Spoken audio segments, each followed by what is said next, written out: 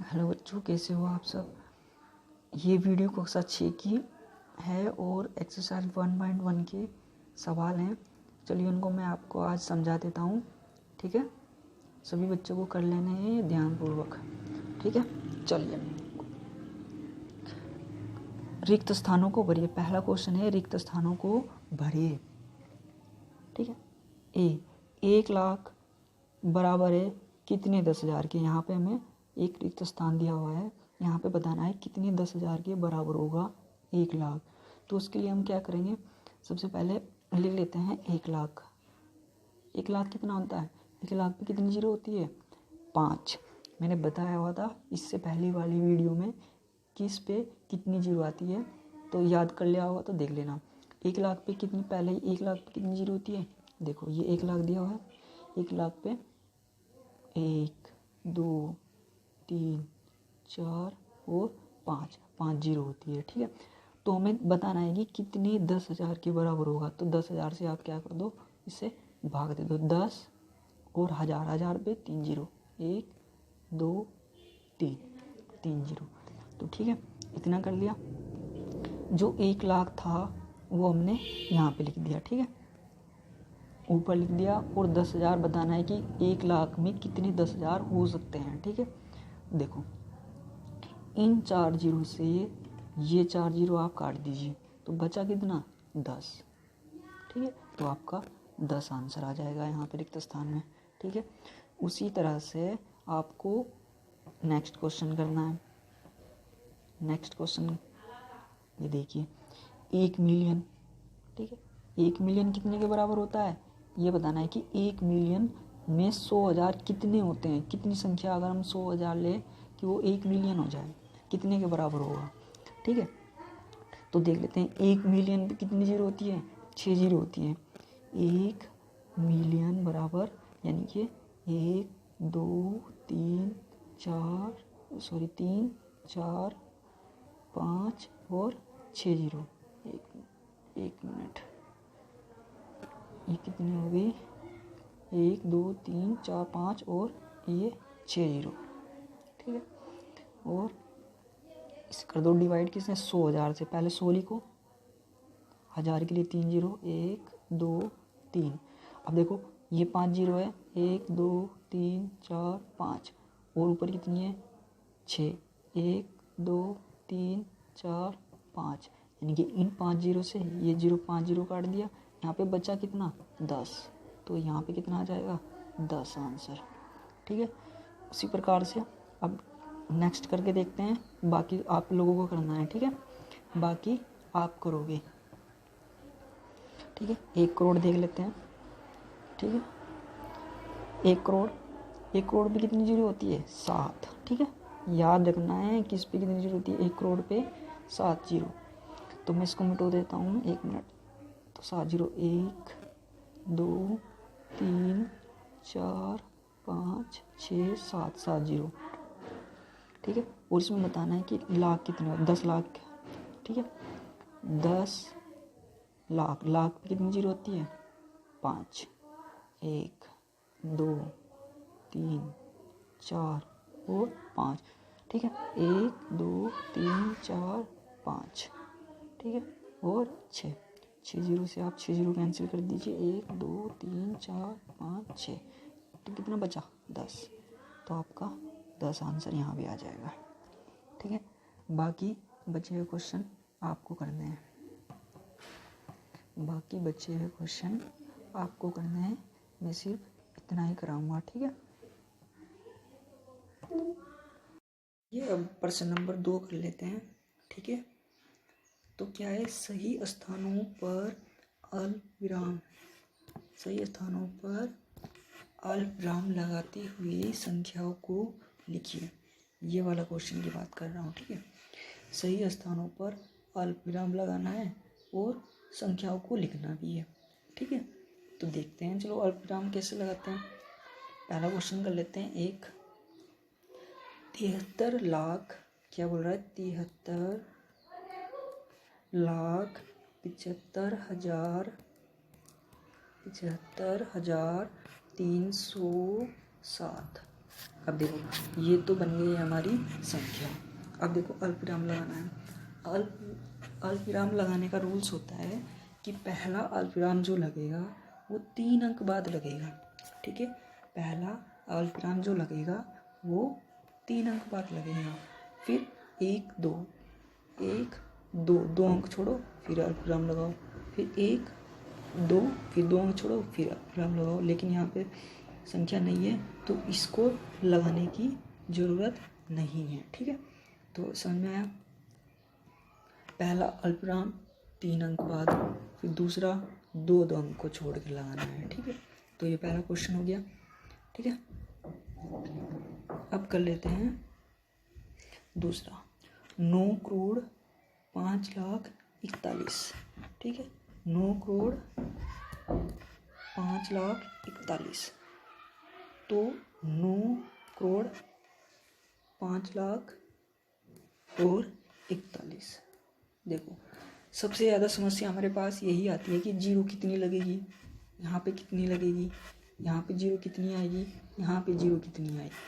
तो सबसे पहले हम संख्या जो जो दी होती है वो लिख लेते हैं। जैसे कि 9 दिया हुआ था 9 लिख लिया, 5 दिया हुआ था 5 लिख लिया, 41 दिया हुआ था 41 लिख लिया।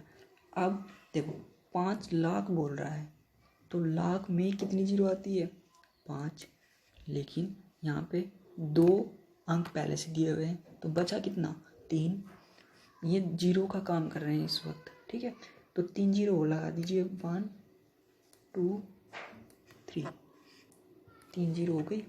ठीक है, तो ये बन गया 5,41,000। अब ये बोल रहा है कि 9 करोड़ है, यहाँ पे 9 करोड़ बोल रहा है तो करोड़ में कितनी जीरो आती है 7। लेकिन यहाँ पे देखो 1 2 3 4 5 6 जीरो तो ये हो गई और एक ये 7, तो ये बन गया 9 करोड़। ठीक है, 9 करोड़ 5,41,000। ऐसे हम संख्या को लिखते हैं। 9 के आगे कितनी जीरो हैं 1 2 3 4 5 6 7। इसलिए मैंने पहले ही आपको बता दिया था कि करोड़ पे कितनी जीरो आती है, मिलियन पे कितनी जीरो आती है। ठीक है, अब काम आ रहा है ना तुम्हारे। चलिए अब करते हैं, नेक्स्ट क्वेश्चन कर लेते हैं। ठीक है, इसको मैं रफ कर देता हूँ।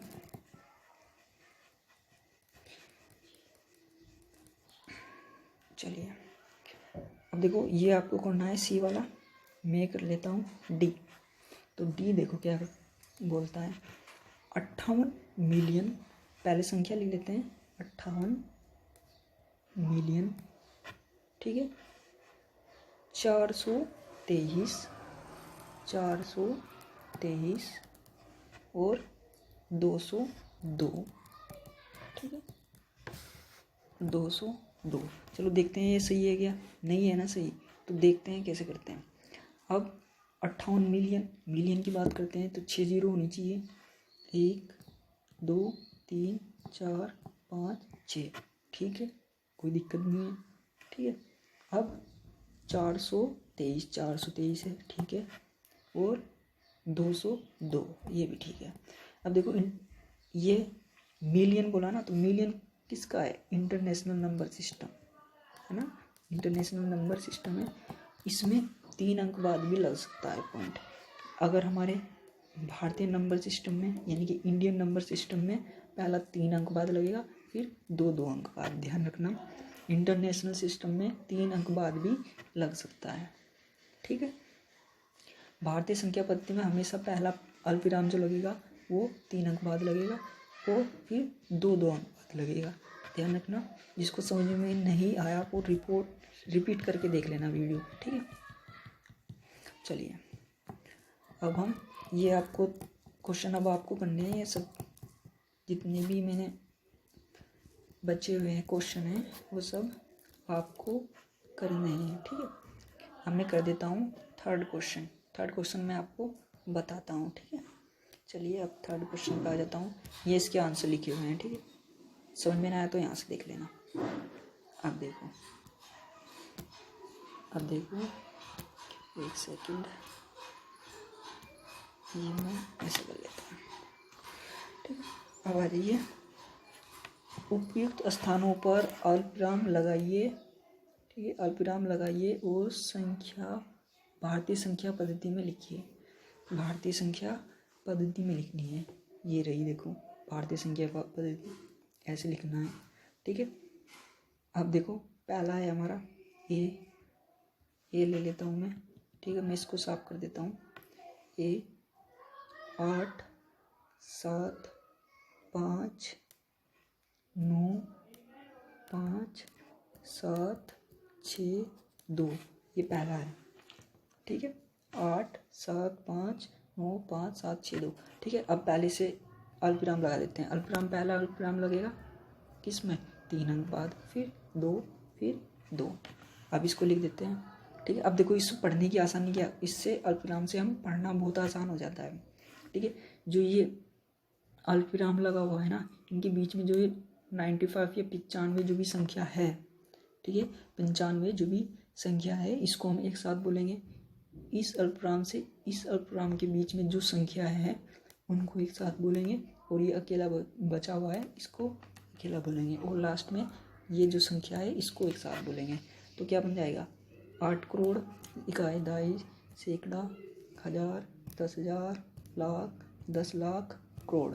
तो 8 करोड़ 75 लाख 95,762।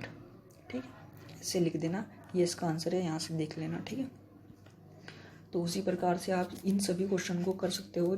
अगर समझ में नहीं आएंगे तो आप कल मुझसे पूछ सकते हो। ठीक है, कोई दिक्कत हो तो बता देना, अल्पविराम लगा के तब कर लेना। चलिए मैं एक क्वेश्चन और करा देता हूँ, सी वाला। ठीक है, 9 सी वाला करा देता हूँ। 9 9 9 000 4 और 6। देखो सबसे पहले 6, इसको लिखने से पहले एक सेकंड, 4 और 6। अब देखो सबसे पहले अल्पविराम लगा दीजिए, 3 अंक बाद लगेगा, फिर 2 अंक बाद, फिर 2 अंक बाद, फिर इसे पढ़ लीजिए, इकाई, दहाई, सैकड़ा, हजार, 10,000, लाख, 10 लाख, करोड़। तो कितना हो जाएगा, 9 करोड़। देखो इसको एक साथ पढ़ना है और इसको एक साथ पढ़ना है। ठीक है, 99,46,। ठीक है, चलिए आज के लिए इतना ही। कल 4 5 6 क्वेश्चन मैं आपको कराऊंगा। ठीक है, बाय, टेक केयर।